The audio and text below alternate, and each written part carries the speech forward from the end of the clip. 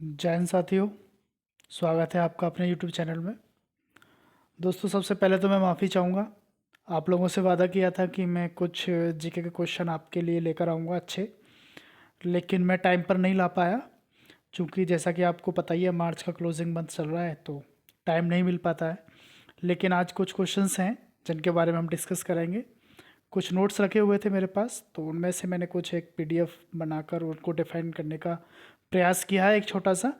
तो आप सभी लोग उसे देखिएगा। अगर अच्छा लगे तो लाइक कर दीजिएगा। बाकी अब कुछ नहीं कहना, अब वीडियो स्टार्ट करनी है। तो देखिए दोस्तों, ये है आपकी एक PDF जिसमें कुछ क्वेश्चंस हैं।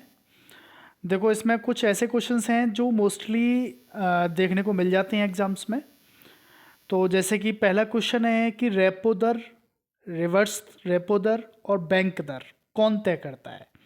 देखो, ध्यान देने की बात इसमें यह है दोस्तों, रेपो मतलब या तो आपसे पूछ सकता है कि रेपो दर कौन करता है, या रिवर्स रेपो दर, या बैंक दर। इन तीनों में से कोई एक पूछ सकता है। तो कोई भी इन तीनों में से कोई भी दर आए तो इसको जो तय करता है वो है भारतीय रिजर्व बैंक। ठीक है, यानी भारतीय रिजर्व बैंक RBI एक मौद्रिक नीति समिति बनाता है जिसके द्वारा वो इनमें से किसी भी दर का निर्धारण करता है। राइट। अब ये होती क्या क्या है, देखिए, रेपो दर क्या होती है। रेपो दर वह दर होती है जिस पर केंद्रीय बैंक RBI अपने ग्राहकों को सरकारी प्रतिभूतियों के विरुद्ध धन उधार देता है। बात समझिए, यानी कि RBI ग्राहकों को अगर धन उधार देता है तो वो रेपो दर पर देगा।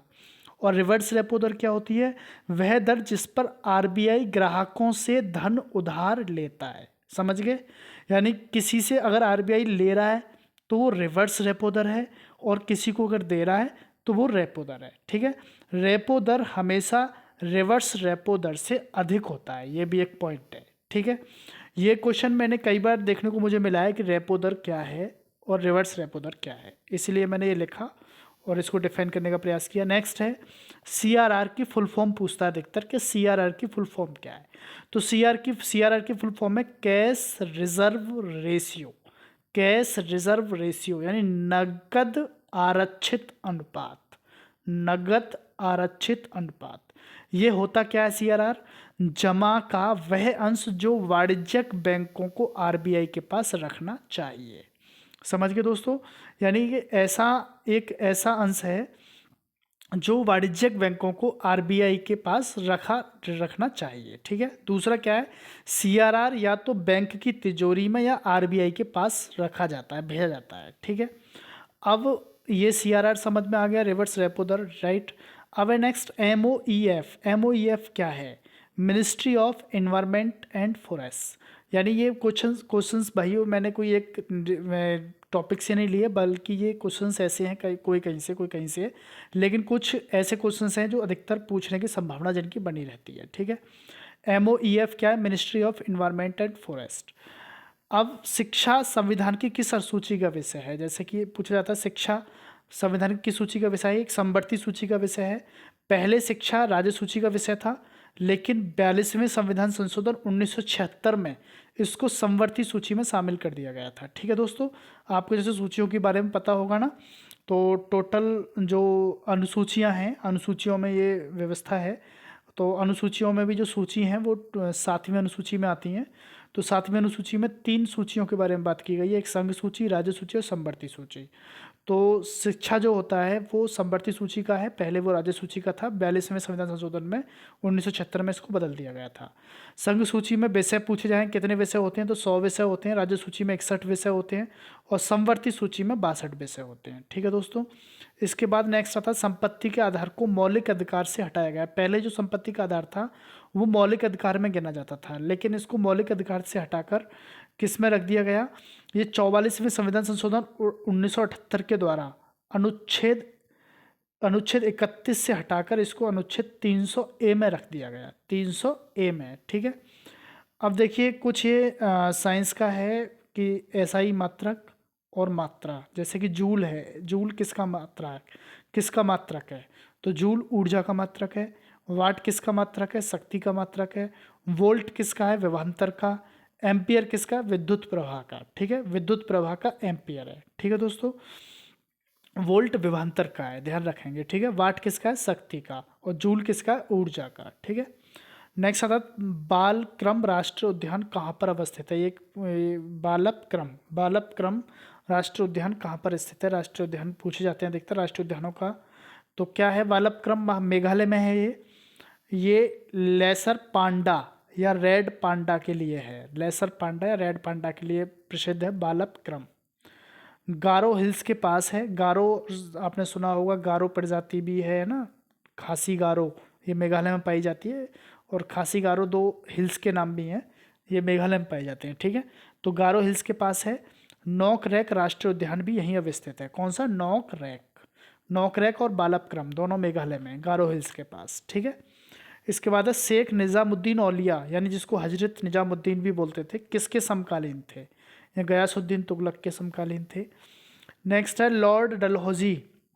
इसलिए लॉर्ड डलहौजी से कुछ क्वेश्चन पूछ लिए जाते हैं कभी कभी, क्योंकि इसने कुछ महत्वपूर्ण काम किए थे। जैसे कि पहला क्या था कि ये भारतीय रेलवे का पिता कहा जाता है, लॉर्ड डलहौजी।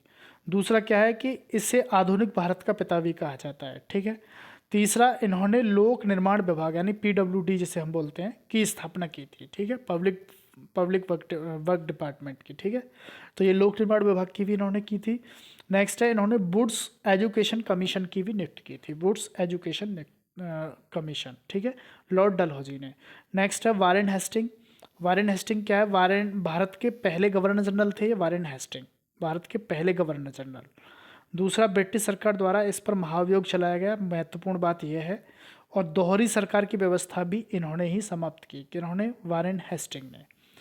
नेक्स्ट है, लॉर्ड ऑकलैंड को भारत के सबसे असफल गवर्नर जनरल के रूप में जाना जाता है। ये क्वेश्चन अधिकतर आ जाता है कि भारत का कौन सा असफल गवर्नर जनरल है, वो है लॉर्ड ऑकलैंड, ध्यान रखेंगे आप। ठीक है, ऐसा ब्रिटिश गवर्नर जनरल जिस पर महाभियोग चलाया गया वो वारेन हेस्टिंग है, ध्यान रखेंगे। दोहरी सरकार व्यवस्था किसने की? वारेन हेस्टिंग ने समाप्त की। ठीक है, चरक किसके दरबारी चिकित्सक थे? कनिष्क के थे, कनिष्क।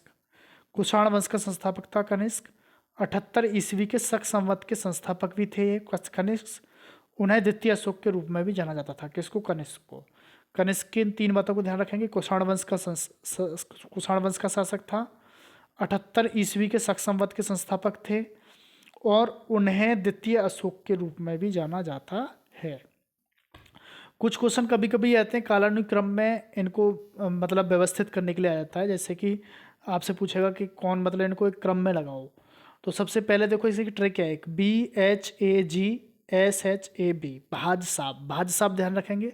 भाज साहब से मतलब B से बाबर, H से हुमायूं, हुमायूं के बाद शेरशाह आया था, फिर शेरशाह के बाद फिर अकबर, जहांगीर, शाहजहां, औरंगजेब और बहादुर शाह जफर। ठीक है, इनके काल भी ध्यान रखेंगे। देखो बाबर जो था 1526 से 1530 तक रहा है ना, तो इसने तो युद्ध लड़ने से शुरू किया, युद्ध लड़ने तक रहा, मारा गया।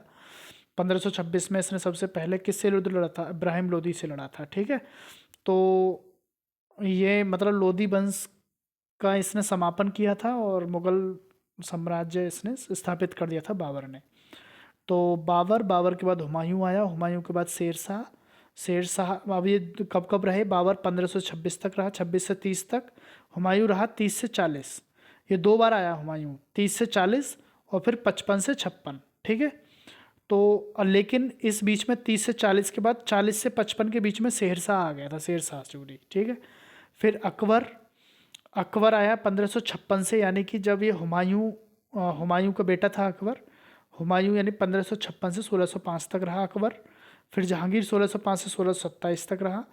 शाहजहां 28 से 58, औरंगजेब 58 से 1707 तक। ठीक है, बहादुर शाह जफर ये अंतिम मुगल शासक था। संपादक और समाचार, कुछ समाचार पत्रों के नाम बताते हैं, उनके संपादक कौन थे। देखो महात्मा गांधी ने कौन कौन से समाचार पत्र लिखे थे? इंडियन ओपिनियन, यूथ इंडिया और नवजीवन और हरिजन, ध्यान रखेंगे। इंडियन ओपिनियन, यूथ इंडिया, नवजीवन और हरिजन। इसके बाद गोपाल कृष्ण गोखले, इन्होंने सुधाकर होना चाहिए, सुधाकर और नेशन। ठीक है, नेक्स्ट है पंडित जवाहरलाल नेहरू ने नेशनल और हेराल्ड, और नेताजी सुभाष चंद्र बोस ने फॉरवर्ड समाचार पत्र चलाया था। इन्होंने फॉरवर्ड ब्लॉक की भी स्थापना की थी। ठीक है, 1939 ईस्वी में। ठीक है, इसके बाद नेक्स्ट है राज्य और कुछ दर्रा।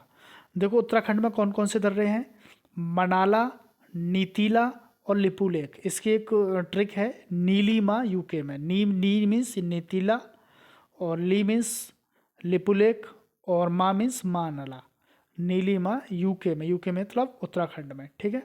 तो उत्तराखंड में मानला, नीतीला और लिपुलेख। हिमाचल प्रदेश में कौन कौन से हैं, रोहतांग दर्रा, सीपी किला दर्रा, यानी रोहित शिप चलाता है कहाँ पर, हिमाचल प्रदेश में, रोहतांग और सीपी किला। इसके बाद पालघाट कहाँ पर है, केरल में, ध्यान रखेंगे दोस्तों। अरुणाचल प्रदेश में कौन कौन से हैं, अरुणाचल प्रदेश में है बॉमीडिला, दिहांग और यांगुगुआन। बॉमीडिला, दिहांग और यांगुगुआन, ठीक है। यानी कि बायोदी, वायोदी मतलब बामोडिला और यांगुआन, या से और दी से दिहांग, ये अरुणाचल प्रदेश में। नेक्स्ट है वोलाडेला, किसके उत्पादन के लिए प्रसिद्ध है, वोलाडेला ये लोहा इसका उत्पादन करते हैं, ठीक है। एक है एनपीपी, क्या होता है एनपीपी, मतलब नेट नेशनल प्रोडक्ट, यानी नेवल राष्ट्रीय उत्पाद, ठीक है। एनएनपी का इक्वल टू होता है जीएनपी माइनस मूल्यह्रास, ठीक है। ये फॉर्मूला भी कभी कभी पूछ लिया जाता है। सुभाष चंद्र बोस ने आज़ाद हिंद की फौज की स्थापना की थी 1943 ईस्वी में। सन 1942 में कैप्टन मोहन सिंह ने आज़ाद हिंद फौज या इंडियन नेशनल आर्मी की स्थापना हुई, ठीक है। किसने की थी, कैप्टन मोहन सिंह ने। कैल्शियम ऑक्साइड यानी अनबुझा चूना किसे कहते हैं, CaO, इसका फॉर्मूला होता है CaO, ठीक है। सोडियम बाइकार्बोनेट यानी बेकिंग सोडा जिसे बोलते हैं, सोडियम बाइकार्बोनेट। और नेक्स्ट है कैल्शियम कार्बोनेट, क्या होता है, चूना पत्थर या बुझा चूना जिसे बोलते हैं, CaCO3, ठीक है। अब देखो कुछ विटामिन के रासायनिक नाम हैं, ये हैं vitamin A B C D E K। तो एक ट्रिक ध्यान रखेंगे, रथ में एक टॉफ़ी, रथ में एक टॉफ़ी। रे से विटामिन ए में रेटिनॉल, थे से विटामिन बी में थाइमिन, सी से एस्कॉर्बिक एसिड, यानी एक बोला ना मैंने, रथ में, मैं एक तुक बनाने के लिए बोला गया, तो ए से एस्कॉर्बिक एसिड, और रथ में एक, कैसे क्या बनेगा, डी से कैल्सीफेरॉल, ई का मतलब टोकोफेरॉल, और फी से मतलब फिवोक्लोनिन, ठीक है, फिवलोक्योनोन, के का मतलब, ठीक है। B2 का होता है राइबोफ्लेविन, इसका नाम होता है ना। विटामिन ए का रेटिनॉल, थायमिन, विटामिन बी का थायमिन, सी का एस्कॉर्बिक एसिड, डी का कैल्सीफेरॉल, ई का टोकोफेरॉल और के का क्यूविलोक्विनोन, ठीक है भाई। इसका यहाँ से बस इतना ही बताना चाहूँगा आज। बाकी भाइयों मैं कोई पूरा अच्छी तरह से आपके लिए एक अच्छा नोट नहीं ला पाया, लेकिन प्रयास करूँगा मैं कल लाने का। बाकी आप इससे ही थोड़ा तैयारी करें अपनी। ये कुछ नोट्स पड़े हुए थे, इसके मैंने उचित समझा कि ये ठीक रहेंगे, आपको कुछ ना कुछ इससे सीखने को मिलेगा। बाकी वीडियो अच्छी लगी हो तो दोस्तों लाइक कर देना, मेरे चैनल को सब्सक्राइब कर लेना। मैं ऐसे ही आपको कुछ इन्फॉर्मेशन देने का प्रयास करूँगा, ठीक है दोस्तों। बाकी आप अच्छी तरह से अपनी तैयारी करिए और बिल्कुल भी ढिलाई मत बरतिए, क्योंकि यही समय है, संघर्ष करना है, संघर्ष करोगे तभी आगे कुछ बढ़ पाओगे, ठीक है दोस्तों।